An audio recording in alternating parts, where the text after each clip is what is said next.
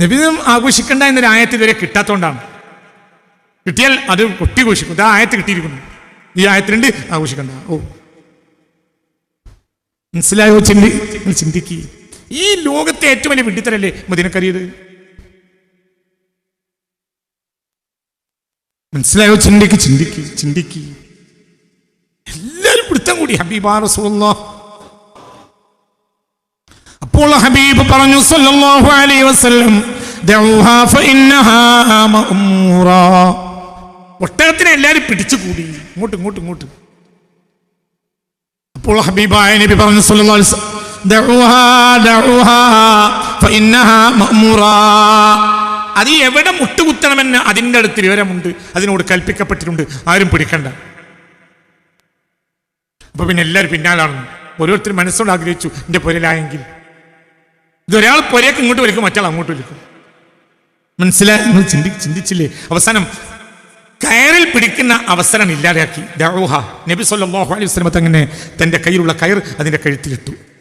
ദഉഹ വിട്ടാളി, ഒട്ടകത്തെ വീട്. ഫഇന്നഹാ മഅ്മൂറ, എവിടെ മുട്ടുകുത്തണമെന്ന് അതിൻ്റെ റബ്ബ് അതിനോട് കൽപ്പിച്ചിട്ടുണ്ട്. പിന്നെ എല്ലാവരും തൊലഅൽ ബദ്ർ പാടി അങ്ങനെ പോയി. അബൂ അയ്യൂബിന്റെ വീട്ടിൽ മുട്ടുകുത്തിയപ്പോൾ എല്ലാവരോടും ഒതുങ്ങി. റളിയല്ലാഹു അൻഹു. ഇവിടെ എന്താ പ്രശ്നം? ഇവിടെ എന്താ ഉണ്ടായത്? ഇവിടെ ഹബീബ നബി അവർ സ്വീകരിച്ചു. എന്തുകൊണ്ട് സ്വീകരിച്ചു? മനസ്സോട് സ്വീകരിച്ചു. വളരെ മനസ്സുകൊണ്ട് വഹിച്ചതാ. നമ്മുടെ പ്രശ്നം നമുക്ക് മനസ്സില്ല. നമുക്ക് എങ്ങനെയെങ്കിലും സ്വർഗത്തിലെത്തണം. സ്വർഗത്തിലെത്തിയ പിന്നെ റസൂലിന്റെ ആവശ്യമല്ല, നമ്മളും അള്ളാഹ് അങ്ങനെ കൂടിക്കൊള്ളും.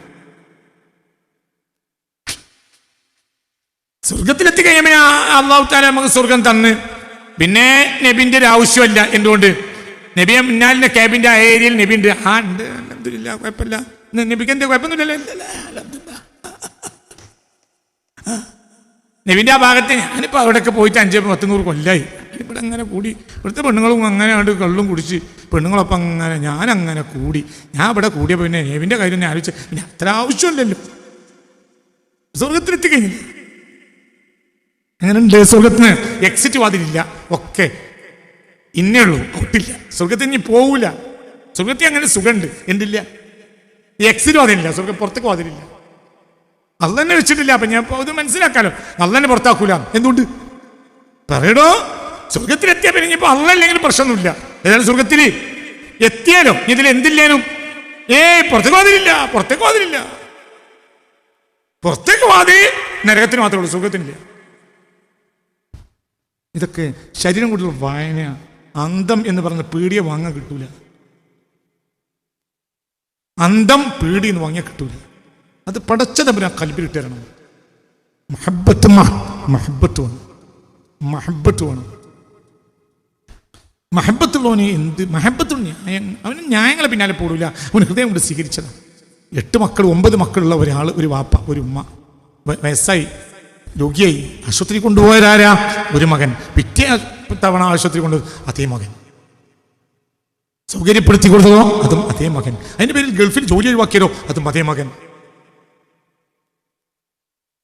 അതിന്റെ പേരിൽ പണം ചെലവാക്കിയതാ അതേ മകൻ. എന്നാ അവന് വല്ല പരിഭവമുണ്ടോ? ഇല്ല. എന്തുകൊണ്ട്? മനസ്സോട് സ്വീകരിച്ചാണ് പാപ്പാനെ. അതേ സമയത്ത് ഇക്കൊല്ലം ഞാൻ മദ്യം പറയാൻ കൂടിയിട്ടുണ്ട്. എന്ത്? ഉമ്മ നമ്മളോട് മാത്രം നിന്നാ പോരാ. ഞങ്ങൾ 4-5 മക്കളില്ലേ, മക്കളൊന്നും അങ്ങോട്ട് പോകാലോ. നിങ്ങളിൻ്റെ കൂടെ ഇല്ല. മനസ്സിലായോ പറഞ്ഞത്? ഞങ്ങൾ 4-5 മക്കളുണ്ടല്ലോ. ഉമ്മ ഇവിടെ എൻ്റെ പേരിൽ തന്നെ, എൻ്റെ പെണ്ണുങ്ങൾക്കൊന്ന് വിരുന്നു പോകാൻ വരെ പറ്റാത്ത രൂപത്തിൽ എൻ്റെ പേരിൽ തന്നെ അമ്മ മക്കളെ. എന്ത് കണക്കാണ്? കകനോടെ നോക്കി ഈ കകനോടെ ഉമ്മാനെ കൊണ്ടയാക്കിയ പിറ്റേന്ന് പിന്നെയും അങ്ങോട്ടനെ വരും. നമുക്ക് നമ്മളൊപ്പം തന്നെ നിൽക്കണം. ദുഷ്ടാട്ടിയ എൻ്റെ പെണ്ണുങ്ങൾക്ക് ഒരു പൊരയൊക്കെ വരെ പോകാൻ വയ്യ എന്ന് പറയണ ഞാൻ ഇക്കൊല്ലം കണ്ടിട്ടുണ്ട്. ഇല്ലേ കുഞ്ഞമ്മരെ പറയേ, ഇത് സത്യമല്ലേ? എന്തുകൊണ്ട്? അവൻ സ്വീകരിച്ചത് ഉമ്മാനെ. പക്ഷെ ഇനി ശരിയാത്ത നിയമം നോക്കാം. ശരിയാത്ത നിയമം നോക്കുകയാണെങ്കിൽ ആ 4-5 മക്കളുണ്ടാകുമ്പോൾ ഇവരിങ്ങനെ ബുദ്ധിമുട്ടേണ്ട ആവശ്യമില്ലല്ലോ. മൂല്യരോട് പോയി പറഞ്ഞു, മൂല്യരെ ഇങ്ങനെ ഞങ്ങൾ 4-5 മക്കളുണ്ട്, ഉമ്മ ഒരു മനുഷ്യനുണ്ട്, ഞങ്ങൾ എന്താ ചെയ്യേണ്ടത്? അപ്പം മൂല്യര് കണ്ണടക്കം എടുത്ത് കിതാബിലൊക്കെ ഒന്ന് നോക്കി. കുഞ്ഞുമേനെ വിളിച്ച്, മറ്റേ അബ്ദുറഹ്മാനെ വിളിച്ച്, മറ്റേ ഫൈസലിനെ വിളിച്ച്, മറ്റേ അമ്മൂട്ടിനെ വിളിച്ച്, പിന്നെ അവറാൻകുട്ടിനെ വിളിച്ച്, എല്ലാ മക്കളെയും വിളിച്ച് അപ്പം തീരുമാനമാക്കാം. ഞങ്ങൾ തീരുമാനമാക്കാണ്, ഒന്നും കൂടി പറയണ്ട. ആദ്യത്തെ ഒരു മാസത്തിലെ ആദ്യത്തെ 5 ദിവസം എൻ്റെ അവിടെ മറ്റേ എൻ്റെ ആണ്, മറ്റേ 5 ആള്. 6 മക്കളുണ്ടല്ലോ, ഒരു മാസം കഴിഞ്ഞു. ഞാൻ 31-ാം തീയതി അങ്ങനെ ഉണ്ടാകണമെങ്കിൽ ലാ ഇലാഹ ഇല്ലല്ലാഹ് വലാ ഇലാഹ ഇല്ലല്ലാഹ് ഇങ്ങനെ അമ്മ നടന്നോട്ടെ. അങ്ങനെ അൽഹംദുലില്ലാഹ്.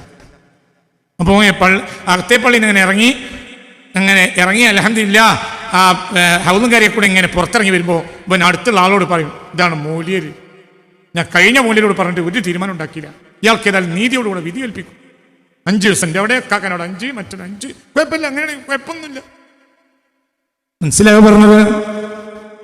നിയമത്രല്ലേ ഉള്ളൂ. 6 മക്കളുണ്ടാകുമ്പോൾ 6 പേരിലും 5 ദിവസം ഒരു മാസത്തിൽ താമസിക്കാനല്ലോ ആർക്ക് മകനല്ലേ അതിന്റെ നീതിയും. പക്ഷേ ഒരുത്തൻ അതിനുവേണ്ടി ജോലി ഒഴിവാക്കി. എന്തുകൊണ്ട്? നിയമത്തെക്കാൾ വലുത് സ്നേഹമാണ്. നിയമം ലംഘിക്കാം, ധർമ്മം ലംഘിക്കാൻ പറ്റില്ല. എന്തോ ഞാൻ പറഞ്ഞു പോയോ? എന്താ പറഞ്ഞേ?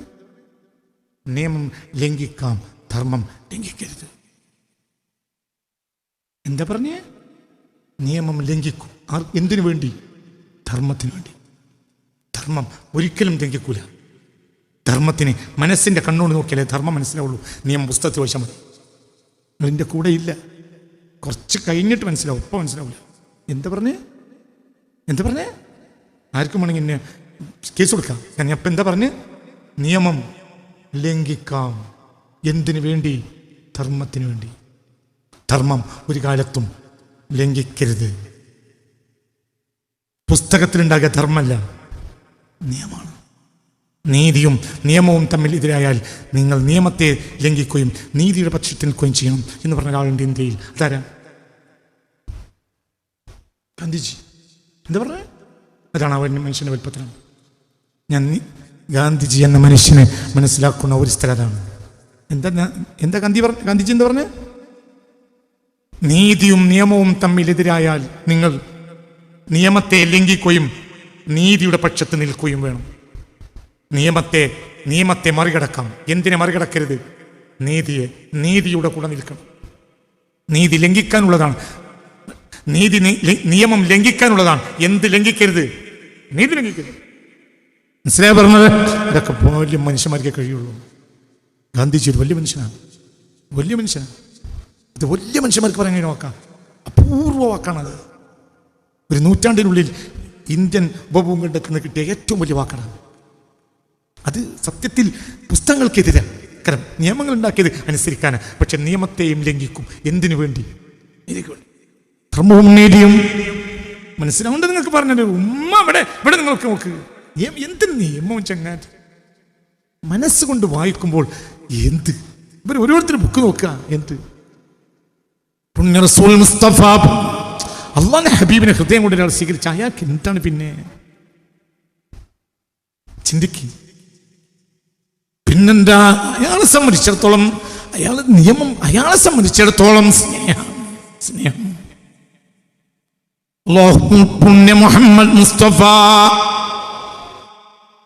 ഹബീബായ നബി സല്ലല്ലാഹു അലൈഹി വസല്ലം തങ്ങളെ മുൻപല്ല് പൊട്ടിയപ്പോൾ ഉവൈസുൽ ഖറനി റളിയല്ലാഹു അൻഹു എന്ത് ചെയ്തു? ഒരു കല്ലെടുക്കുകയും തന്റെ മുൻപല്ല് കുത്തിപ്പൊട്ടുകയും ചെയ്തു. ഹബീബായ നബി സല്ലല്ലാഹു അലൈഹി വസല്ലമയുടെ മുൻപല്ല് പൊട്ടിച്ചത് ഒരു അനിവാര്യതയ്ക്ക് വേണ്ടിയാണ്. പിന്നെ ഹബീബായ പുണ്യ നബി സല്ലല്ലാഹു അലൈഹി വസല്ലം സിദ്ദീഖുൽ അക്ബറിന്റെ കാലിന്റെ മുകൾ ഭാഗത്ത് തുടയസ്ഥയിൽ അങ്ങനെ തലയും വെച്ച് ഹബീബ് അങ്ങനെ കിടന്നുറങ്ങി സല്ലല്ലാഹു അലൈഹി വസല്ലം. ഉറങ്ങിയപ്പോൾ ഉറങ്ങാൻ ഉദ്യമിക്കും എന്ത് ചെയ്ത്? ബഹുമാനപ്പെട്ട സിദ്ദീഖ് തന്റെ വസ്ത്രം എന്ത് ചെയ്തു? ചീന്തി കഷ്ണങ്ങളാക്കി എന്ത് ചെയ്ത്? ആ ഗുഹയിലുള്ള മാളത്തിൽ മുഴുവനും വെച്ചു. അവസാനം ഒരു മാളം ബാക്കിയായപ്പോൾ എന്ത് ചെയ്തു? തന്റെ കാലിന്റെ ഇബ്ഹാമ, തന്റെ കാലിന്റെ തള്ളവരലിന് അവിടെ വെച്ചു. ഇതിനേക്കാൾ വലിയ വിഡിത്തല്ലേ? മനസ്സിലായില്ല? ഒരു മുറിയിൽ പാമ്പ് വരും എന്ന് വിചാരിച്ച് ആ മുറിയിലെ പാമ്പ് ദ്വാരങ്ങളെല്ലാം എന്ത് ചെയ്യാം? കീറിയിട്ട് വസ്ത്രം കീറിയിട്ട് അടച്ചു. എന്നിട്ട് ഒരു മാളം ബാക്കിയായി. അപ്പോൾ ഇയാളെ എന്താ വിളിക്കേണ്ടത്?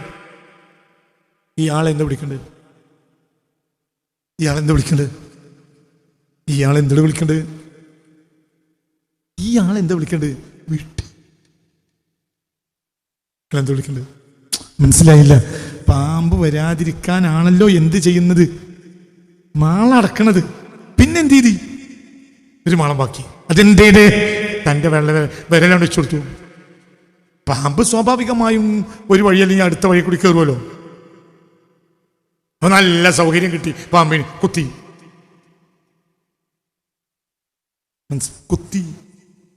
മനസ്സിലായോ? ചിന്തിക്ക്. അപ്പൊ ഒരു കാര്യം മനസ്സിലായി. എന്ത്? മാളമടച്ചത് തനിക്ക് വേണ്ടിയല്ല, താനൊന്നൊരാളില്ല, ഉള്ളൂ. മനസ്സിലായോ? ഹിറാഗുയിലൊക്കെ നബി കയറുന്നത് ഇപ്പോഴുള്ള സംഘടനകൾ ഉണ്ടാണതിന് മുമ്പായതുകൊണ്ട് നന്നായി. ഇന്നാണെങ്കിൽ സിദ്ദീഖുൽ അക്ബർ ഇസ്ലാമെന്ന് പുറത്താക്കും. ആത്മഹത്യാശ്രമത്തിന്റെ പേരിൽ ഞങ്ങളുടെ സംഘടന സിദ്ദീഖിനെതിരെ കേസെടുത്തിരിക്കുന്നു.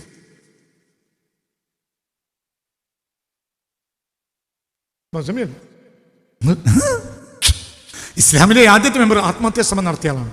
എന്തുകൊണ്ട്? എന്താണിടോ നോക്കിയിരിക്കണത്? മനസ്സിലായില്ലേ? നീ എന്ത് പൊട്ടനാണെന്ന് നബി ചോദിച്ചോ? ഇല്ല. നബി സല്ലല്ലാഹു അലൈഹി വസല്ലമക്ക് ഉമിനീര് അതിനു വേണ്ടിയാ. എന്തുകൊണ്ട്? മുഹബ്ബിങ്ങൾക്ക് തേച്ചു കൊടുക്കാനാ. ഉമിനീരുണ്ട് വിഷമക്കുന്നു. ഇത് വിഡ്ഢിത്തരാണോ? അല്ലേ? പറ. മനസ്സിലായില്ലേ? എന്നാ ഹബീബ് വിഡ്ഢിന്ന് വിളിച്ചോ? ഇല്ല, ഇത് മുഹിബ്ബാ. മുഹിബ്ബ് അങ്ങനെയൊക്കെ ചെയ്യും. മുഹിബ്ബ് വിഡ്ഢിത്തരേ ചെയ്യും.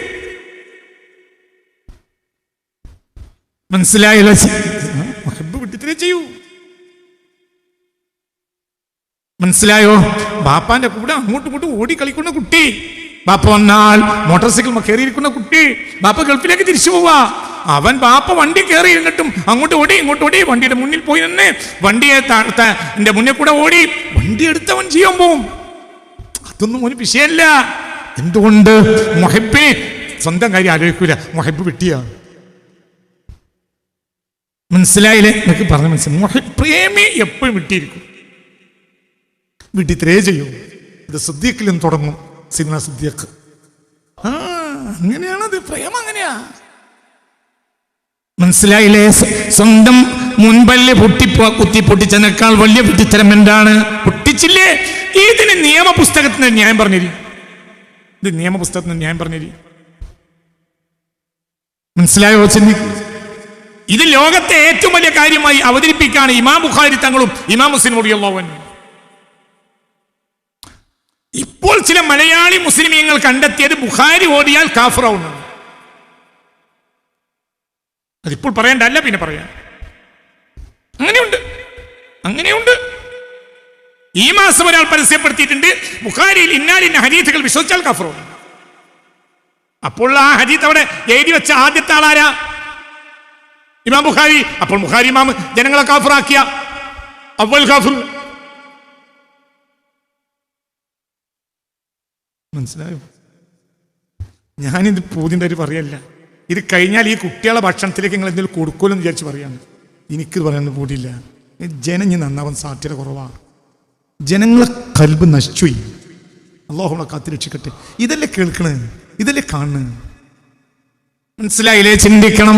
സ്വഹീഹുൽ ബുഖാരി മുസ്ലിമിലെ ചില ഹദീസുകൾ വിശ്വസിച്ചാൽ ആ സെക്കൻഡിൽ കാഫിറാകും എന്ന് ഈ ആഴ്ച പരസ്യപ്പെടുത്തിയ മലയാളിയുണ്ട്. മലപ്പുറം ജില്ലക്കാരൻ, ഒരു സംഘടനയുടെ ഉത്തരവാദിത്തപ്പെട്ട സ്ഥാനമലങ്കരിച്ചിരുന്ന ആൾ. ഇതിനൊന്നും ആർക്കും പ്രശ്നമില്ല. എന്ത് പ്രശ്നമുള്ളത്? ഇതാണ് ബരടിയിലാണ് നമ്മൾ ജീവിക്കുന്നത്. വളരെ ചിന്തിക്കണം. മുമ്പല്ല കുത്തിപ്പൊട്ടിച്ചു സയ്യിദ്ന ഉവൈസ്.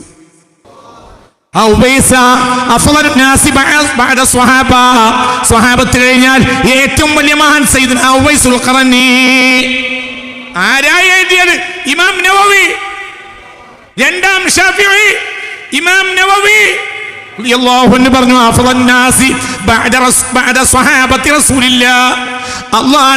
ഹബീബിന്റെ സ്വഹാബത്ത് കഴിഞ്ഞാൽ ഏറ്റവും വലിയ മഹാൻ ഉവൈസുൽ ഖറനി. എന്താ ചെയ്ത്? മുമ്പിൽ കുത്തിപ്പൊട്ടിച്ച്. മുത്ത് മുഹമ്മദ് മുസ്തഫ ഉഹദ് യുദ്ധം കഴിഞ്ഞപ്പോൾ റസൂലുള്ളാഹിന്റെ പല്ല് പൊട്ടിയിട്ടുണ്ട്. അപ്പൊ കല്ല് പൊട്ടിച്ച് റസൂലുള്ളാഹിന്റെ പല്ല് പൊട്ടിയത് അനിവാര്യതേ. ഇതെന്തിന്? മഹബത്ത് അങ്ങനെയാണ്. മനസ്സിലായോ പറഞ്ഞത്?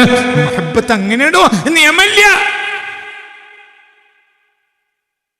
അല്ലാഹു നമുക്ക് ബോധം തരട്ടെ. ബോധം വേണം. ബോധമില്ലാതെ വെറുതെ നെറ്റിമ ചൂട്ടുണ്ടാക്കിയിട്ട് ഒരു കാര്യമില്ല. റിയൽ എസ്റ്റേറ്റ് കച്ചവടം നടക്കുന്നല്ലാതെ ഒരു കാര്യമല്ല ഏട്ടാ. ഈ ചുട്ടുകൊണ്ടൊന്നും മലക്കൾ നല്ല വിധി ചെയ്തെന്ന് വിചാരിക്കേണ്ട, കച്ചവടം നടക്കും. എങ്ങനെയെങ്കിലും ഒരു നിസ്കാരത്താമ്പ് ഉണ്ടാക്കാൻ നോക്കിക്കോളൂ, നല്ല കച്ചവടം ഉണ്ടാവും. നല്ല മനുഷ്യനാണെന്ന് എല്ലാവരും പറയും. കണ്ടില്ല നിസ്കാരത്താമ്പ്? നിങ്ങളൊരു ചന്തയിൽ പോയി പോത്തിന് വെക്കാൻ വരെ പോകുകയാണെങ്കിൽ ഒരു 1000 രൂപ ഏറെ കിട്ടും. ഒരു നിസ്കാരത്താമ്പ് എങ്ങനെയെങ്കിലും ഉണ്ടായിക്കോളി, സ്വർഗം കിട്ടും വിചാരിക്കണ്ട. ചിലപ്പോൾ നിസ്കാരത്താമ്പുള്ള 2 ചവിട്ട് ഏറെ കിട്ടലായിരിക്കും. അല്ലാഹു നമ്മളെ കാത്ത്. ഞാൻ നിസ്കാരത്താമ്പിനെ കുറ്റം പറയാനല്ല, ഇന്നത്തെ നിസ്കാരത്താമ്പ് ഉള്ളില്ലാത്ത നിസ്കാരത്താമ്പ്. എല്ലാവർക്കും താടി, എല്ലാവർക്കും നിസ്കാരത്താമ്പ്, എല്ലാവർക്കും ആർക്കും അള്ളാഹ് വിശ്വാസമല്ല, ആർക്കും ഉത്തരവിന് വിശ്വാസമില്ല. മുഹമ്മദ് മുസ്തഫ ഒരു മുസ്ലിം എനിക്ക് മെസ്സേജ് അയച്ചു കഴിഞ്ഞ റബീഉൽ എന്താ മെസ്സേജ്? നമുക്ക് ഖുർആൻ എത്തിച്ചേരുക എന്നുള്ളതാണ് ആ വ്യക്തിയുടെ ഉത്തരവാദിത്വം. അത് കഴിഞ്ഞു ആ വ്യക്തി എവിടെ പോയി അന്വേഷിക്കേണ്ട ആവശ്യം നമ്മളില്ല. മദീനത്തല്ലേ റസൂൽ കിടക്കുന്നത്? മദീനത്തോ മക്കത്തോ അമേരിക്കയിലോ എവിടെ കിടന്നോട്ടെ, നമുക്ക് ഖുർആൻ എത്തിച്ചേരൽ ആ വ്യക്തിയുടെ ഉത്തരവാദിത്തമായിരുന്നു. അത് കഴിഞ്ഞു ആ വ്യക്തി എവിടെ പോയാൽ നമുക്ക് അന്വേഷിക്കേണ്ട ആവശ്യം എന്ത്? ഒരു മുസ്ലിം കോഴിക്കോട് ജില്ലക്കാരൻ, ഈ കൊടിയത്തൂർക്കാരൻ, കൊടിയത്തൂരിനെ മെസ്സേജ് അയച്ച് ഈ കഴിഞ്ഞല്ലോ. പറഞ്ഞ് മനസ്സിലായില്ലേ? ചിന്തിക്കണം. VP സിംഗ് ഇന്ത്യൻ പ്രധാനമന്ത്രിയായപ്പോൾ അയാൾ എന്ത് ചെയ്തു? മുഹമ്മദ് എന്ന മനുഷ്യൻ സല്ലല്ലാഹു അലൈഹി വസല്ലം ലോകത്ത് സർവ്വാധികാരനെയാണ്. അതുകൊണ്ട് ആ മനുഷ്യൻ്റെ ജന്മദിനം ഇന്ത്യ മുഴുവൻ ആഘോഷിക്കണം. അയാളാണ് തീരുമാനം ഉണ്ടാക്കി. ഓർമ്മയില്ലേ നിങ്ങൾക്ക്? നിങ്ങൾ ചിന്തിക്കുക. മുസ്ലിം പറയാ എന്താ പറയുന്നത്? ഖുർആൻ എത്തിച്ചതല്ല ആ വ്യക്തിയുടെ ഉത്തരവാദിത്തമായിരുന്നു. അത് എത്തിച്ചു. ഇനി ആ വ്യക്തി എവിടെ പോയാൽ നമുക്കെന്ത്? അങ്ങനെയുണ്ട്. ഞാൻ പറയുന്നത് ആ വ്യക്തിക്ക് ഖുർആൻ എത്തിക്കൽ അല്ല ഉത്തരവാദിത്തം, ആ വ്യക്തി നമ്മളെ ശുദ്ധീകരിക്കാനുള്ള ഉത്തരവാദിത്തം. മുഹമ്മദ് മുസ്തഫ. മനസ്സിലായില്ലേ? പറഞ്ഞു ربنا وابعث فيهم رسولا منهم يتلو عليهم آيات ويعلمهم الكتاب والحكمة ويزكيهم إنك أنت العزيز الحكيم. ശുദ്ധീകരിക്കൽ മുഹമ്മദ് മുസ്തഫ.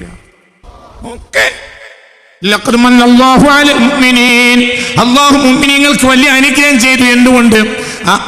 അള്ളാഹു തആല ഒരു ഹബീബ്, ഒരു നേതാവിനെ പറഞ്ഞേച്ചു.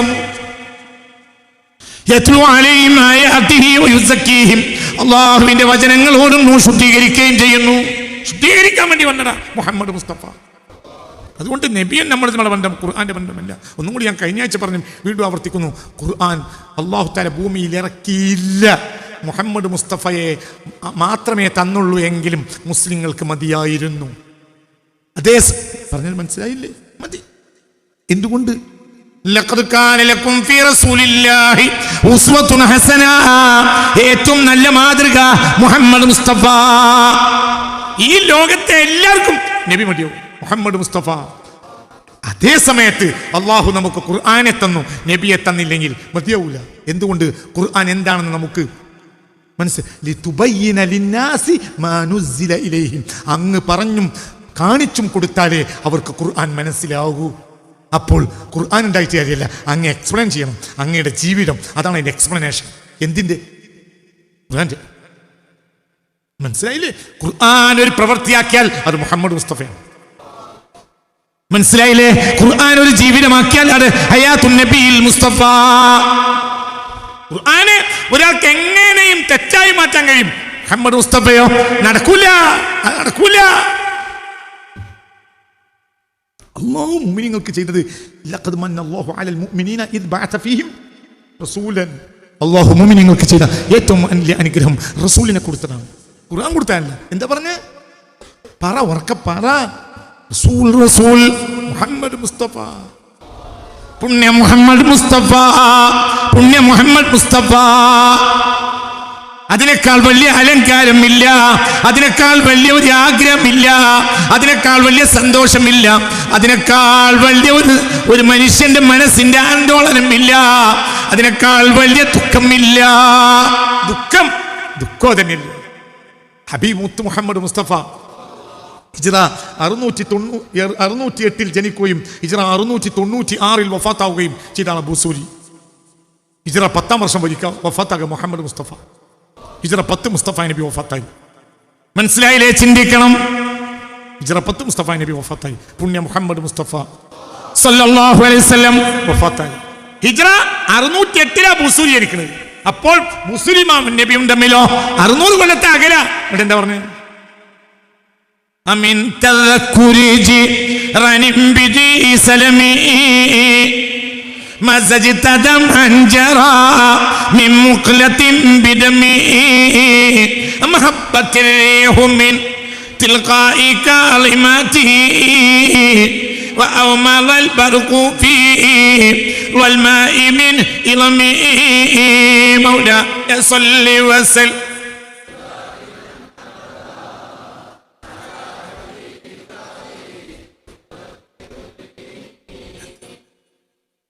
എന്തുകൊണ്ടാണ് ഞാൻ ഇങ്ങനെ കരയുന്നത്?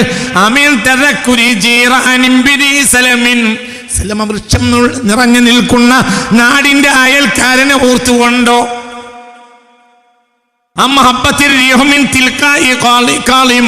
അതോ കാളിമയുടെ ഭാഗത്ത് നിന്ന് കാറ്റ് അടിച്ചു വന്നതുകൊണ്ടോ? മനസ്സിലായില്ലേ? കവി എവിടെയാ? കവി ഈജിപ്തിലാ. കാളിമയോ? കാളിമ എന്നാൽ ഹിജാസാണ്, ഹിജാസിലെ പ്രദേശമാണ്. ഒരഭിപ്രായം മക്കയുടെയും മദീനയുടെയും ഇടയിലുള്ള ഗ്രാമമാണ് കാളിമ. കാളിമയിൽ നിന്ന് കാറ്റടിച്ചത് വന്നോ? കവി രാത്രി ഇരുന്നപ്പോൾ കാറ്റടിച്ചു, അപ്പോൾ കവി കരഞ്ഞു. അപ്പൊ കവി എന്തുകൊണ്ട് കരഞ്ഞു? കവി ചിന്തിച്ചു, എന്ത്? ഈ കാറ്റ് ഒരു പക്ഷേ അറേബ്യൻ കാറ്റ് വന്നതായിരിക്കും, കാളിമ വഴി വന്നിട്ടുണ്ടാവും. അപ്പോൾ കരഞ്ഞു. എന്താ കാളിമ? കാളിമയിൽ ഒരു പകലിൽ ഒളിച്ചു പാർത്തിട്ടുണ്ട് മുഹമ്മദ് മുസ്തഫ. ഹിജ്റയിൽ അതോർത്ത് കരഞ്ഞു. പിന്നെ കരയന്നെ. എന്നൊക്കെ പറഞ്ഞത് ഇത് പറഞ്ഞുകൊണ്ടാ തുടങ്ങണത്. എന്ത്? ബുർദ. മനസ്സിലായില്ലേ? ചിന്തിക്ക. എന്ത്? എത്ര കൊല്ലം മുമ്പ് നബി വഫാത്തായി? 600 കൊല്ലം മുമ്പ്. 600 കൊല്ലം കഴിഞ്ഞിട്ട് തൻ്റെ ഗ്രാമത്തിൽ എഴുതാനിരിക്കുന്ന കവിയുടെ നേർക്ക് കാറ്റടിച്ചപ്പോൾ കവി കരഞ്ഞു. കരയന്നെ. അടുത്ത വരി എന്താ?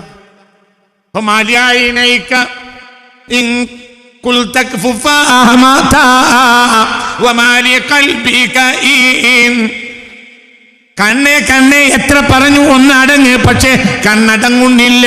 കൽബേ കൽബേ എത്ര പറഞ്ഞു ഒന്നൊടുങ്ങ്, കൽബ് ഒടുങ്ങുന്നില്ല. എന്റെ സലം വൃക്ഷത്തിന്റെ പരിസരത്ത് ഒരാൾ പാർത്തിട്ടുണ്ട്.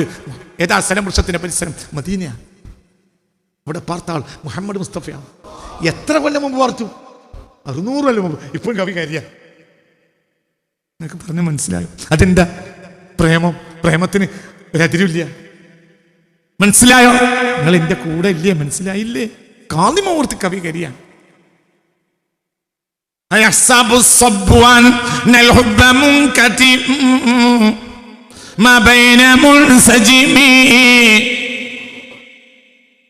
അടുത്ത വരി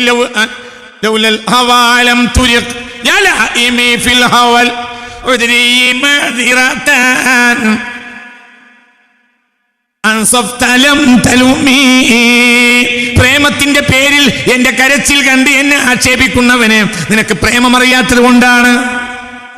പ്രേമം അറിയുന്നിരുന്നെങ്കിൽ ഒരിക്കലും നീ എന്നെ ആക്ഷേപിക്കുമായിരുന്നില്ല. മനസ്സിലായില്ല? കവി പറയാണ്, എന്ത്? ഞാനിങ്ങനെ കരയുന്നത് കണ്ട് എന്നെ ആക്ഷേപിക്കുന്നവന്, എന്റെ പ്രേമത്തിൽ എന്നെ ആക്ഷേപിക്കുന്നവന്. എത്ര 600 കൊല്ലം മുമ്പ് വഫാത്തായി പോയ മനുഷ്യനോടുള്ള പ്രേമം കൊണ്ടാണ് ഇപ്പോൾ കരയുന്നത്. എന്ത് പ്രേമാണ്? നിങ്ങൾ എന്റെ കൂടെ ഇല്ലേ? അതല്ലേ സത്യം. അവിടുന്ന് പിന്നെയും എന്ത് ചെയ്തു? അവിടുന്ന് പിന്നെയും ആ 600 കഴിഞ്ഞിട്ട് പിന്നെ ഒരു 600 700 കൊല്ലം കഴിഞ്ഞിട്ട് ഇവിടെ ഒരാൾ വന്നു. ആ 600 പിന്നെ ഒരു 600 പിന്നെ ഒരു 100 കഴിഞ്ഞിട്ടാണ് ഇവിടെ വെളിയും കൂടെ ഒരാൾ വന്നത്. ആ ആൾ ചെന്നിട്ട് എന്താ പറഞ്ഞു?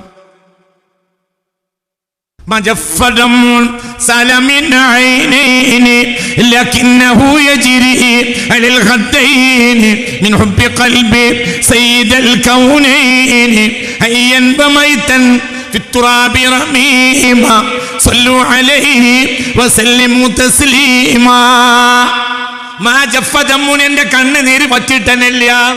എത്ര കൊല്ലം കഴിഞ്ഞിട്ട്? ഈ ആള് വഫാത്തായിട്ട് എത്ര കൊല്ലം കഴിഞ്ഞിട്ട് അയാൾ ജനിക്കണ്? 1300 കൊല്ലം കഴിഞ്ഞിട്ട്. എന്നിട്ട് പറയാം മാ ജഫ ദമ്മൂൻ, എൻ്റെ ഓർമ്മ വെച്ചിട്ട് എനിക്ക് കണ്ണുനീര് വെച്ചിട്ടില്ല. എത്ര കൊല്ലം മുമ്പ് മരിച്ചു പോയ ആളെ പറ്റി? 1300 കൊല്ലം മുമ്പ്. മാ ജഫ ദമ്മൂൻ, കണ്ണുനീര് വെച്ചിട്ടില്ല. ഇന്നിപ്പോൾ നമ്മൾ ഈ സംഘടനകളൊക്കെ ഉള്ള കാലത്താണെങ്കിൽ പറയാ പിരാന്തൻ.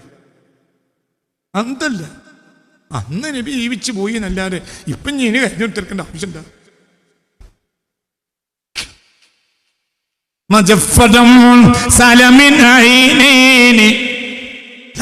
മനസ്സിന്റെ കരച്ചിലല്ല, ലാക്കിന്നഹു യജ്രി അലൽ ഖദ്ദൈനി, இந்த രണ്ട് കവളിലൂടെ ഒലിച്ചൊലിച്ച് ഇങ്ങനെ വരിക.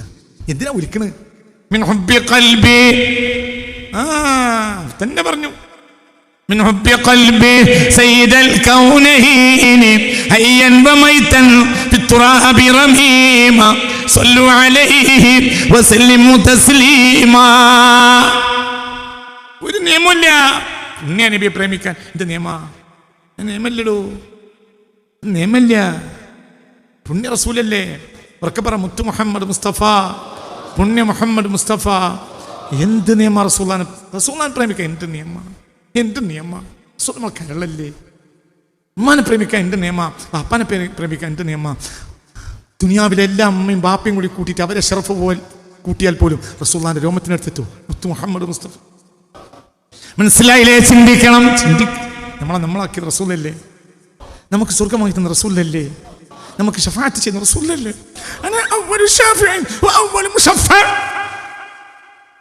നിങ്ങൾക്ക് വേണ്ടി ആദ്യം ശുപാർശ ചെയ്യുന്നതും ഞാനായിരിക്കും, ആദ്യം ശുപാർശ സ്വീകരിക്കുന്നതും എന്റേതായിരിക്കും. എന്താ പറഞ്ഞേ? നിങ്ങൾക്ക് വേണ്ടി ആദ്യം ശുപാർശ ചെയ്യുന്നത് ഞാനായിരിക്കും, ആദ്യം ശുപാർശ സ്വീകരിക്കപ്പെടുന്നതും എന്റേതായിരിക്കും.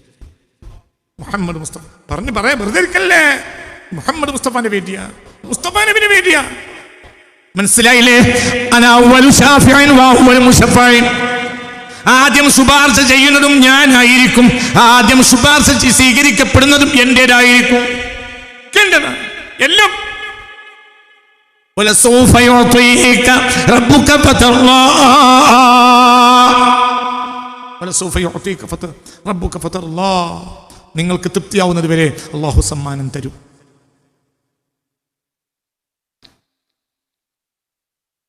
അങ്ങേക്ക് തൃപ്തിയാവുന്നത് വരെ അല്ലാഹു സമ്മാനം തരും. നമ്മളോട് ഒരാൾ പറഞ്ഞാലോ സന്തോഷം സന്തോഷം ഉണ്ടായില്ല. റസൂലുള്ളാഹി പറഞ്ഞു, വലാ വവാഹിദും മിൻ ഉമ്മത്തി ഫിന്നാർ. എന്റെ ഒരാളെങ്കിലും നരകത്തിൽ കടന്നാൽ എനിക്ക് സന്തോഷം ഉണ്ടാവുകയില്ല. അപ്പൊ ഈ ആയത്തിന് വ്യാഖ്യാനം എന്താ? ഈ ആയത്തിന് വ്യാഖ്യാനം എന്താ? വലസൗഫ. ഈ ആയത്തും ഹദീസും കൂട്ടി വെച്ച് വ്യാഖ്യാനം പറയാൻ എളുപ്പം കഴിയും. വലസൗഫ യുഅതീക റബ്ബുക ഫതർളാ. അങ്ങേക്ക് തൃപ്തിയാകുന്നത് വരെ അല്ലാഹു സമ്മാനം തരും. അർത്ഥം വെക്ക്, വലസൗഫ പിന്നീട് യുഅതീക അങ്ങേക്ക് തരും, റബ്ബുക അങ്ങയുടെ റബ്ബ് എത്ര തരും? ഫതർളാ അങ്ങ് തൃപ്തിയാകുന്നത് വരെ സമ്മാനം തരും. ഉടനെ മറുപടി, വലാ അർളാ എനിക്ക് തൃപ്തിയാവുകയില്ല. വവാഹിദും മിൻ ഉമ്മത്തി ഫിന്നാർ, എൻ്റെ ഉമ്മത്തിൽ ഒരാൾ നരകത്തിൽ കടന്നാൽ പോലും. അപ്പോൾ ഈ ആയത്തിന് വെക്കാൻ എന്താ? അപ്പോൾ ഈ ആയത്തിന് ജമീഉ ഉമ്മത്തി മുഹമ്മദിൻ തദ്ഖുൽ ജന്ന, ഉമ്മത്ത് മുഴുവനും സ്വർഗ്ഗത്തിൽ കടക്കും. അല്ലാഹുമ്മ ജഅൽനാ മിൻ ഉമ്മത്തി മുഹമ്മദ്, അല്ലാഹുമ്മ ജഅൽനാ മിൻ ഉമ്മത്തി മുഹമ്മദ്, അല്ലാഹുമ്മ ജഅൽനാ മിൻ ഉമ്മത്തി മുഹമ്മദ്. മനസ്സിലായില്ലേ കുട്ടികളെ? ഏത് മനസ്സിലാക്കി എത്ര എളുപ്പമാണ്. പറഞ്ഞത് മനസ്സിലായില്ലേ? വലസൗഫ ഓത് വലസൗഫ യുഅതീക റബ്ബുക ഫതർളാ. തൃപ്തിയാകുന്നത് വരെ അല്ലാഹു സമ്മാനം തരും. ഉടനെ നബിയുടെ മറുപടി, വലാ അർളാ എനിക്ക് തൃപ്തിയാവുകയില്ല. അല്ലാഹു സമ്മാനം തന്നെ എനിക്ക് തൃപ്തിയാവില്ല. വവാഹിദും മിൻ ഉമ്മത്തി ഫിന്നാർ, എൻ്റെ ഉമ്മത്തിൽ ഒരാൾ നരകത്തിൽ കടന്നിട്ടുണ്ടെങ്കിൽ. അതിൻ്റെ അർത്ഥം എന്താ? അല്ലാഹു തആല വാഗ്ദത്താണ്, തൃപ്തിയാകുന്നത് വരെ സമ്മാനം തരും. നബിയുടെ മറുപടി, എൻ്റെ ഒരാൾ നരകത്തിൽ കിടന്നാൽ തൃപ്തിയാവില്ല. അതിൻ്റെ അർത്ഥം എന്താ? ഒരാൾ പോലും നരകത്തിൽ കിടക്കാൻ ഞാൻ സമ്മതിക്കില്ല. അങ്ങനെയുള്ള നേതാവ് ഇതാണ് നേതാവ് എന്നറിയാം. ഇന്ത്യ പാകിസ്ഥാൻ വിഭജനം നടത്തിയപ്പോൾ നേതാക്കന്മാർ ഫ്ലൈറ്റ് പോയി ഇറങ്ങി. എവിടെ? പാകിസ്ഥാനിൽ. അവിടെയുള്ള ഒരു വെടി വന്നിറങ്ങി ഫ്ലൈറ്റിൽ. രണ്ടിൻ്റെയും ഇടയിൽ ലക്ഷക്കണക്കിന് മനുഷ്യർ മരിച്ചു. നേതാക്കന്മാർക്ക് നോക്കേണ്ടില്ലല്ലോ. ഈ നേതാക്കന്മാരെ പേര് വന്നാൽ പിന്നെ അടുത്ത പ്രശ്നം ഉണ്ടാവും. പേര് ഞാൻ പറയില്ല. നിങ്ങൾ ഇതിൻ്റെ കൂടെ ഇല്ല. അതല്ലടാ നേതാവ്, ഇതാണ് നേതാവ്. മനസ്സിലായില്ല? ഇന്ത്യ പാകിസ്ഥാൻ വിഭജനം 1947 ഉണ്ടായപ്പോൾ നേതാക്കന്മാർ, അവിടെയുള്ള ആളുകൾ ഇങ്ങോട്ട് വന്നു. ഇവിടെയുള്ള നേതാക്കന്മാർ ഫ്ലൈറ്റിന് അങ്ങോട്ട് പോയി. രണ്ടിൻ്റെയും ഇടയിൽ ശൈത്യം ബാധിച്ചും ദാരിദ്ര്യം കൊണ്ടും യാത്ര കൊണ്ടും ലക്ഷക്കണക്കായ ആളുകൾ ഇന്ത്യയുടെയും പാകിസ്ഥാന്റെയും അങ്ങോട്ടും ഇങ്ങോട്ടുള്ള യാത്രക്കിടയിൽ മരിച്ചുപോയി. തന്റെ നേതാവ് ഇതാണ് നേതാവ്, ഇതാണ് നേതാവ്, ഇതാണ് നേതാവ്. മനസ്സിലായി? ഇതാണ് നേതാവ്, ഇതാണ് നേതാവ്.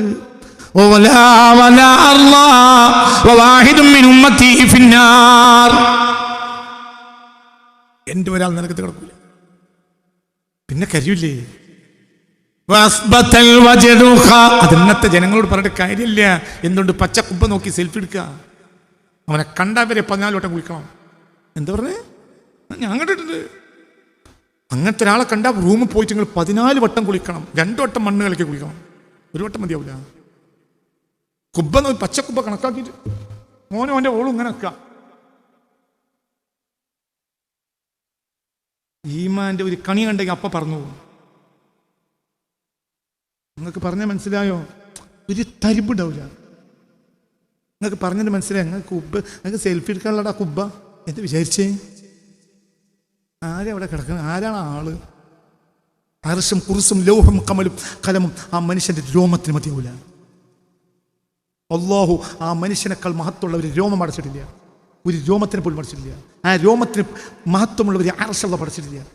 ആ മനുഷ്യന്റെ ശരീരത്തിൽ തൊട്ട മണ്ണിനേക്കാൾ മണ്ണിന് അർശിനേക്കാൾ മഹത്ത. എന്താ പറഞ്ഞേ? എന്താ പറഞ്ഞേ? എന്താ പറഞ്ഞേ?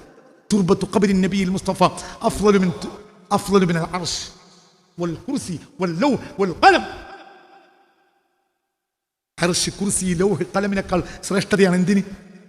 റസൂലുള്ളാഹി കിടക്കുന്നില്ലേ? എന്താ നോക്കിയിരിക്കാൻ? കിടക്കുന്നില്ലേ? അവിടെ റസൂലുള്ളാഹിന്റെ ശരീരത്തെ തൊട്ട ഒരു മണ്ണില്ലേ?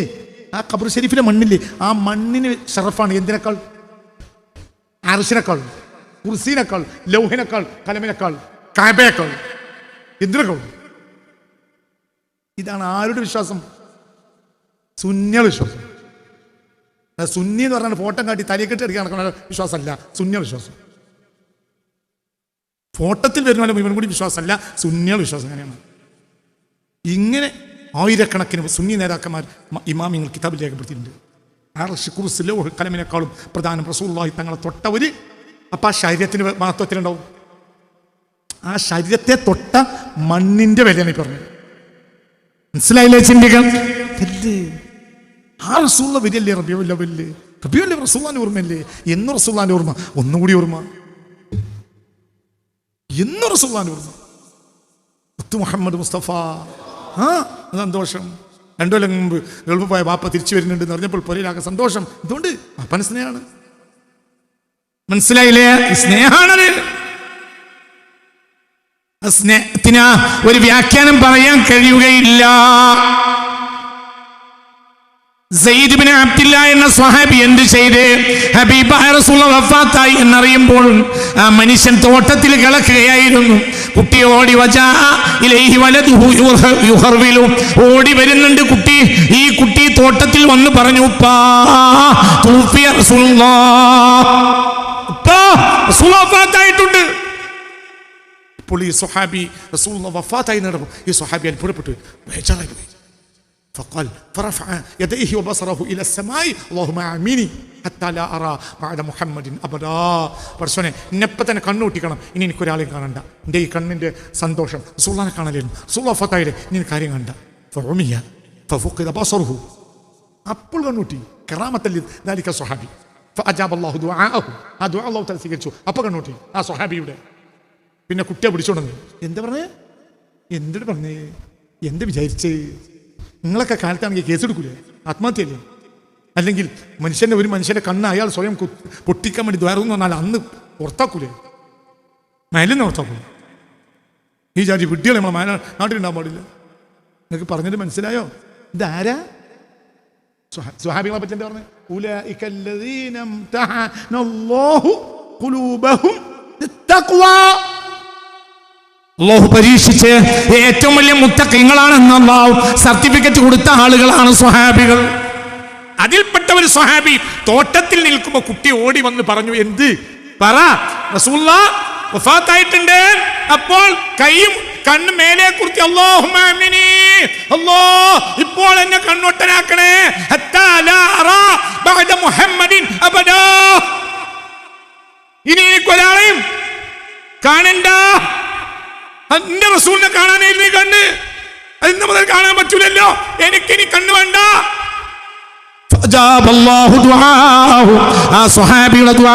അല്ലാഹു തആല ഉടനെ സ്വീകരിക്കുകയും കറാമത്തായി സ്വീകരിക്കുകയും ആ സെക്കൻഡിൽ ആ സ്വഹാബി കണ്ണ് പൊട്ടനാവുകയും ചെയ്തു. എന്റെ മഹബത്ത് പുസ്തകം തന്നെ കിട്ടൂല. ഏതെങ്കിലും പുസ്തകത്തിൽ എഴുതുവോ? പറ, ഇത് നിയമങ്ങൾക്ക് അനുകൂലാണോ എതിരാണോ? പറ മനുഷ്യ. ഒരു റസൂൽ വഫാത്തായി കണ്ണ് പൊട്ടനാകാൻ ദ്വാരക്കണോ? പറ. സ്വഹാബി അങ്ങനെ ചെയ്തു. എന്തുകൊണ്ട്? മഹബത്ത്, പ്രേമം. ആരോട്? റസൂലിനോട്, പുണ്യ മുഹമ്മദ് മുസ്തഫ. അല്ലാഹു നമുക്ക് തൗഫീഖ് തരട്ടെ. ഞാൻ അവസാനിപ്പിക്കണം. അതുകൊണ്ട് അല്ലാഹുവിന്റെ ഹബീബിൽ സന്തോഷിക്കണം. റസൂലിനെ പറ്റി പറഞ്ഞു കൊടുക്കണം. റസൂലുള്ളാഹി മുഹമ്മദ് മുസ്തഫനെ പറഞ്ഞു കൊടുക്കണം. അവിടുത്തെ മഹത്വം, അവിടുത്തെ ജമാല്, അവിടുത്തെ ജലാല്, അവിടുത്തെ ജമാല്, അവിടുത്തെ അഴക്, അവിടുത്തെ സൗന്ദര്യം, അവിടുത്തെ സ്വഭാവം, അവിടുത്തെ എല്ലാം എല്ലാം. അന്ത ശംസുൻ അന്ത ബദറുൻ അന്ത നൂറുൻ ഫൗഖ നൂരി അന്ത ഏക്. സൂര്യനെ പറ്റി അല്ലാഹു തആല ഖമറൻ മുനീറ എന്ന് പറഞ്ഞു. ഖമറിനെ പറ്റി അല്ലാഹു തആല ഖമറൻ മുനീറ എന്ന് പറഞ്ഞു. സൂര്യനെ പറ്റി അല്ലാഹു തആല സിറാജുൻ വഖാജി എന്ന് പറഞ്ഞു. അപ്പോൾ സൂര്യനെ കുറിച്ച് സിറാജ് എന്ന് പറഞ്ഞു. ചന്ദ്രനെ കുറിച്ചോ മുനീർ എന്നും പറഞ്ഞു. നബിയെ കുറിച്ച് എന്ന് പറഞ്ഞു. യാ അയ്യുഹൻ നബിയു. മനസ്സിലായില്ല. ഖമറിനെ കുറിച്ച് മുനീർ പറഞ്ഞു, സൂര്യനെ പറ്റി സിറാജ് എന്ന് പറഞ്ഞു. നബിയെ പറ്റിയോ? യാ അയ്യുഹൻ നബിയു ഇന്നാ അർസൽനാക ഷാഹിദൻ വമുബശ്ശിറൻ വനദീറാ വദാഇയൻ ഇലല്ലാഹി ബിഇذنിഹി വസിറാജൻ മുനീറാ. അതാണ് അന്ത ശംസുൻ അന്ത ബദറുൻ. അങ്ങ് സൂര്യനുമാണ്, അങ്ങ് ചന്ദ്രനുമാണ്. നിങ്ങൾ എൻ്റെ കൂടെ ഇല്ല. മനസ്സിലായില്ലേ? ചന്ദ്രനെ പറ്റി മുനീർ എന്ന് പറഞ്ഞു, സൂര്യനെ പറ്റി സിറാജ് പറഞ്ഞു. നബിയെ പറ്റിയോ? സിറാജും മുനീറും. മുനീർ എന്ന് പറഞ്ഞു. അങ്ങ് സൂര്യനുമാണ്, ചന്ദ്രനുമാണ്. ഒരിക്കലും അവസാനിക്കാത്ത. പറഞ്ഞ മനസ്സിൽ എന്തായി പറഞ്ഞത്? മനസ്സിലായില്ലേ? സൂര്യനുമാണ്, ചന്ദ്രൻ. മനസ്സിലായില്ലേ? സിറാജ് മുനീർ എന്ന് സൂര്യനെ പറ്റിയും പറഞ്ഞിട്ടില്ല. ചന്ദ്രൻ ഖമറൻ മുനീറ സിറാജൻ വഹാജ. ഇവിടെ യാ അയ്യുഹൻ നബിയു ഇന്നാ അർസൽനാക ഷാഹിദൻ വമുബശ്ശിറൻ വനദീറാ വദാഇയൻ ഇലല്ലാഹി ബിഇذنിഹി വസിറാജൻ മുനീറാ. സിറാജൻ മുനീറ മുഹമ്മദ് മുസ്തഫ. സൂര്യനുമാണ്, ചന്ദ്രൻ അതിന്റെ അപ്പുറത്താണ്. അതൊന്നല്ല, അതിന്റെ അപ്പുറത്താണ് മുഹമ്മദ് മുസ്തഫ. അല്ലാഹു തൗഫീഖ് തരട്ടെ ഇൻഷാ അല്ലാഹ്. അല്ലാഹുവിന്റെ ഹബീബ് എന്ന ഒരു സംഭവമാണ്. ഞാൻ ഈ ഒരു മാസം, സെപ്റ്റംബർ മാസം മുഴുവനും ഇരുന്നൊരു ഹദീസ് പഠിക്കുന്നു. ഒരൊറ്റ ഹദീസ് സെപ്റ്റംബർ മാസം പഠിച്ചു.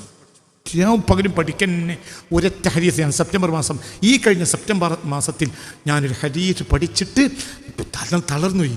എന്തായി പറയുന്നത്? പുണ്യ റസൂലിൻ്റെ ഒരു ഹദീസ്.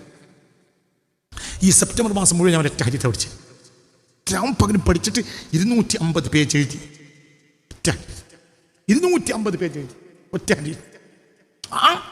അത്ഭുതമാണ്. ഇങ്ങനെ ഒരു മനുഷ്യൻ ഉണ്ടാവില്ല മുഹമ്മദ് മുസ്തഫയെ പോലെ. ഒരിക്കലും ഉണ്ടാവില്ല. ഇമ്പോസിബിൾ.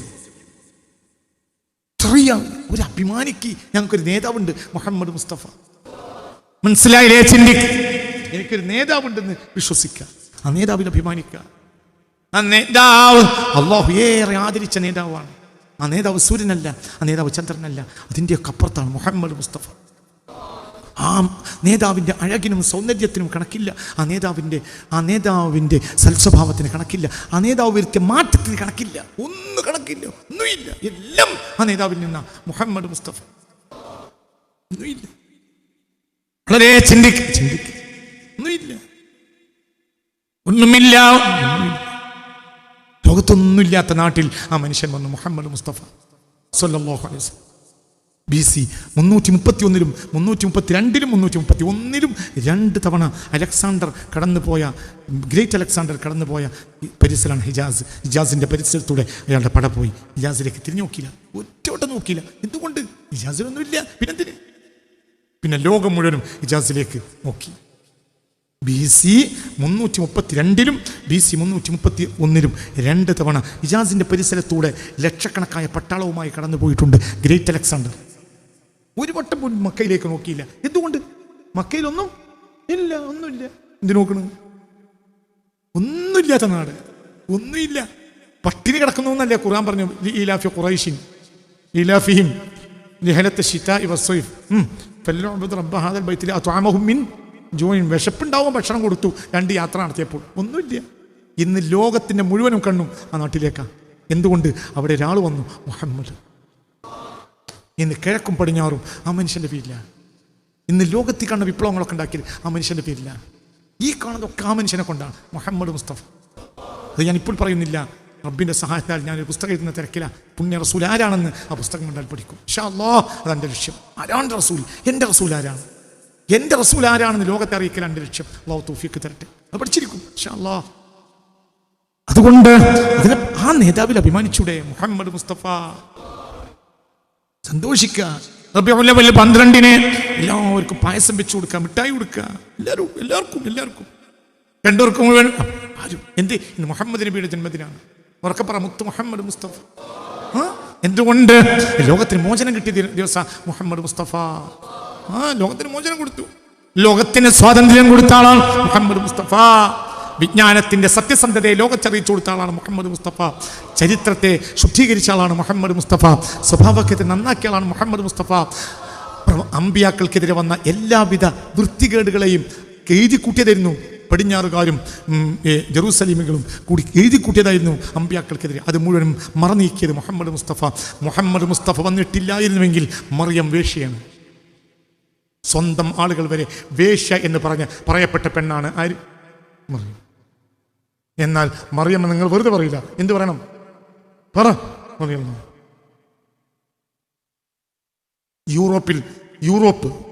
യൂറോപ്പ് യേശു ക്രിസ്തുവിൻ്റെ മതം അംഗീകരിക്കുന്ന നാടാണ്. ആ നാട്ടിൽ ഒരാൾ യേശുവിനെ ഒരു മോശപ്പെട്ട വാക്ക് പറഞ്ഞാൽ ഒന്നും ഉണ്ടാവില്ല. മുസ്ലിങ്ങൾക്കിടയിൽ ഒരു വാക്ക് പറഞ്ഞാൽ അടിച്ചിട്ട് ചെള്ള പൊളിക്കും. എന്തുകൊണ്ട്? യേശു ആരാണെന്ന് മുഹമ്മദ് നബി പറഞ്ഞിട്ടുണ്ട്. സത്യമാണോ അല്ലേ? സത്യമാണോ? സത്യമാണോ അല്ലേ? അത്ഭുതം. യേശു വ്യഭിചാരിയാണെന്ന് പറയുന്ന പുസ്തകങ്ങൾ യൂറോപ്പിലുണ്ട് 100 കണക്കിന്. അങ്ങനത്തെ ഒരു പുസ്തകം മുസ്ലിം രാജ്യത്തിൽ ഒരു കഷ്ണറിഞ്ഞ കത്തും. മുഹമ്മദ് നബിയെ പറ്റില്ല, ആരെ പറ്റി പറഞ്ഞാൽ പറയുടെ എന്താണ് നോക്കിയിരിക്കുന്നത്. രാവിലെ വന്നിട്ട് ഈ ആളല്ലാണ് വളർത്ത് ഈ രൂപത്തിലാക്കിയത്. മുഹമ്മദ് മുസ്തഫ വന്നിട്ടില്ലെങ്കിൽ തമ്മാടിയായി പരിഗണിക്കപ്പെടുന്ന ആളാണ് ആര്? യേശു എന്ന് പറയടാ. മനസ്സിലായില്ലേ? എത്ര പുസ്തകങ്ങളാണ്, എത്ര 100 കണക്കിന് പുസ്തകങ്ങളാണ് യേശു തമ്മാടിയാണെന്ന് യൂറോപ്പിൽ ഇറങ്ങിയിട്ടുള്ളത് ഈ കഴിഞ്ഞ 2 നൂറ്റാണ്ടിനുള്ളിൽ. ഒക്കെ ഞാൻ പറയും, ഇപ്പം മിണ്ടുന്നില്ലെന്നേ ഉള്ളൂ. അതൊക്കെ പറഞ്ഞിട്ട് ഞാൻ വെച്ചുകൊള്ളൂ ഇൻഷാ അല്ലാഹ്. അത് പറയുന്നതിൻ്റെ ഒരു ഉത്തരവായിട്ടാണ് ഞാൻ പഠിച്ചുകൊണ്ടിരിക്കുകയാണ്. മുഹമ്മദ് മുസ്തഫ വന്നിട്ടില്ലെങ്കിൽ എന്ത് തമ്മാടി! എത്ര പുസ്തകമാണ്. മറിയം വേശ്യാന്ന് പറഞ്ഞ എത്ര പുസ്തകമാണ് യൂറോപ്പിലുള്ളത്. മുസ്ലിം രാജ്യത്തൊരാൾ മറിയം വേശ്യനല്ല വേ എന്ന് പറഞ്ഞ അടി പല്ല് കളയും. ആണോ അല്ലേ? എന്തേ? പരിശുദ്ധയായ മഹദിയാണ് ആര്? മറിയം എന്ന ലോകത്തെ പഠിപ്പിച്ച ആൾ മുഹമ്മദ് മുസ്തഫ. ലോകത്ത് കണ്ടൊരു മഹാനാണ് ഈസാ നബി എന്നും പഠിപ്പിച്ച ഒരാൾ. ലോകത്തൊരാളുണ്ടെങ്കിൽ ആ ആൾ മുഹമ്മദ് മുസ്തഫ. സത്യമല്ലേ? പറ. അതിൽ പുസ്തകമുണ്ട്, ഈ വിഷയത്തിൽ പുസ്തകമുണ്ട്. യൂറോപ്പിലിറങ്ങിയ ഈ പുസ്തകങ്ങൾ ഒരു മുസ്ലിം രാജ്യത്തിറങ്ങിയാൽ ജീവൻ നഷ്ടപ്പെടും എന്ന പുസ്തകങ്ങൾ വേറുണ്ട്. മനസ്സിലാണ്ട് പറഞ്ഞത്? നിങ്ങൾ ഇപ്പോൾ യൂറോപ്പിൽ എഴുതിയ ഈ പുസ്തകം ഒരു മുസ്ലിം രാജ്യത്തെങ്ങാനും നിങ്ങൾ ഇറങ്ങിയാൽ നിങ്ങൾക്ക് ജീവൻ ബാക്കി ഉണ്ടാവില്ല. എന്തേ? ഈസാ നബി ഒരാൾ നിങ്ങളെ മുന്നിൽ കുറ്റം പറയടൂ. പറഞ്ഞാൽ കേട്ടിരുന്ന മുസ്ലിമോ ടീച്ചറെ പാടിലെടുക്കൂല. പറഞ്ഞത് മനസ്സിലായോ? മുഹമ്മദ് നബിയെ ആക്ഷേപിക്കുന്നത് കേട്ട് ഒരു പക്ഷെ ഒരു ക്രിസ്ത്യാനി ഇരിക്കും. എന്നാൽ യേശു ക്രിസ്തുവിനെ ആക്ഷേപിക്കുന്നത് കേട്ട് ആരിയിരിക്കൂല? ഏരിക്കൂലടാ, അടിച്ച് പാലെടുക്കണ്ടേ. എന്തുകൊണ്ട്? അതൊരു നേതാവ് പഠിപ്പിച്ചതാ മുഹമ്മദ്. അതാണ് നേതാവ്. അഭിമാനിക്കുക ആ മനുഷ്യന്റെ പേരിൽ. അതിന് പകരം ഒരാളില്ല ലോകത്ത്. ഞാൻ ഇത് പണ്ടത്തെ പോലെയല്ല ഇപ്പം പറയുന്നത്. ഇപ്പം പഠിച്ചു അറിയാം. ഞാൻ രാവും പകലിരുന്ന് പഠിക്കാം നബി ആരായിരുന്നു. അങ്ങനെ ഒരാൾ ലോകത്തില്ല. അല്ലാഹു നബിയെ പറ്റി പഠിക്കാൻ ഇനി നമുക്ക് തൗഫീഖ് തരട്ടെ. അല്ലാഹു നബിയെ നമുക്കും നമ്മളെ മക്കൾക്കും അല്ലാഹു തരട്ടെ. എല്ലാത്തിനും നിസ്സാരവൽക്കരിക്കുക. നബി സല്ലല്ലാഹു അലൈഹി വസല്ലമയുടെ മഹത്വം, അതിനേക്കാൾ വലിയ മഹത്വമൊന്നുമില്ല. അല്ലാഹു നമുക്ക് തൗഫീഖ് തരട്ടെ. അതുകൊണ്ട് ഈ വരുന്ന റബീഉൽ അവ്വൽ 12-ന് രാവിലെ രാത്രിയും രാവിലെയും ഒക്കെ അലങ്കാരങ്ങളും സന്തോഷങ്ങളും നാട്ടിൽ നമ്മളാൽ കഴിയുന്ന ഗുണങ്ങൾ മറ്റുള്ളവർക്ക് ജാതി മത ഭേദമന്യേ ചെയ്തു കൊടുക്കുക, സന്തോഷിപ്പിക്കുക. പാവപ്പെട്ടവന്റെ വിശപ്പകറ്റുക, ബുദ്ധിമുട്ടവൻ പരിഹാരം ഉണ്ടാക്കി കൊടുക്കുക. ഇതൊക്കെ നബി ചെയ്തത്. വമാ അർസൽനാക ഇല്ലാ റഹ്മത്തുൽ ലിൽ ആലമീൻ. നാട്ടുകാരെയൊക്കെ സന്തോഷിപ്പിക്കുക. അല്ലാഹു നമുക്ക് തൗഫീഖ് തരട്ടെ. വസ്ബതൽ വജ്ദുഖ طيبرة وضنا مثل البهار على خديك والأنمي مولاي صل وسلم دائما أبدا. ആ നബിയിലേക്ക് ചാരി നിൽക്കുന്നത് കൊണ്ട് സന്തോഷിക്കുക. എനിക്ക് അല്ലാഹു സുബ്ഹാനഹു വ തആല 9 മക്കളെ തന്നിട്ടുണ്ട്. 9 മക്കളുടെ പേര് നബിയാണ്. നബിയില്ലാത്തൊരു പേര് എൻ്റെ കുട്ടികൾക്കില്ല. മുഹമ്മദ് മുസ്തഫ. ഒന്നിൻ്റെ പേര് ഉമ്മ ഹബീബ എന്നാണ്, അത് റസൂലുള്ളാഹിന്റെ ഏറ്റവും ഇഷ്ടപ്പെട്ട ഭാര്യയാണ് റളിയല്ലാഹു അൻഹ. ഒന്നിൻ്റെ പേര് ഫാത്തിമ എന്നാണ്, റസൂലുള്ളാഹിന്റെ ഏറ്റവും ഇഷ്ടപ്പെട്ട മോളാണ്. ഒന്നിൻ്റെ പേര് സൈനബ് എന്നാണ്, അത് റസൂലുള്ളാഹിക്ക് ഏറ്റവും ഇഷ്ടപ്പെട്ട മോളാണ്, റസൂലുള്ളാഹിന്റെ ഇഷ്ടപ്പെട്ട ഭാര്യയാണ്. ഒന്നിൻ്റെ പേര് ഖദീജയാണ്, അത് റസൂലുള്ളാഹിന്റെ ഏറ്റവും ഇഷ്ടപ്പെട്ട ഭാര്യയാണ്. മനസ്സിലാണ്ട് പറഞ്ഞു.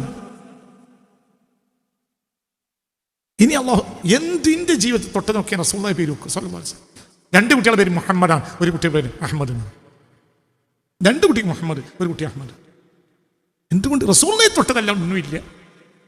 എൻ്റെ പേര് റസൂലുള്ളാഹിന്റെ പേരാണ്. വമാ അർസൽനാക ഇല്ലാ റഹ്മത്തുൻ. റഹ്മത്തുള്ളാഹ്, റഹ്മത്ത് റസൂലുള്ളാഹിന്റെ പേരാണ് സ്വല്ലല്ലാഹു അലൈഹി വസല്ലം.